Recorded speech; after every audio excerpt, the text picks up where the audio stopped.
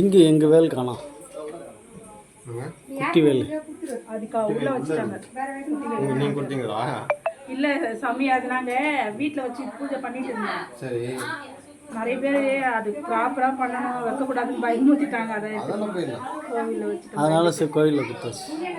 பண்ணலாம். எத்தனை பேர் வச்சு பண்ணுறாங்க? நீங்கள் வேறு என்ன இப்படி சொல்கிறீங்க? நீங்கள் நிறைய பேர் இப்போ வேல் வழிபாடு பண்ணுறாங்க. என்ன வேல்மாறன் படித்தா நல்லது.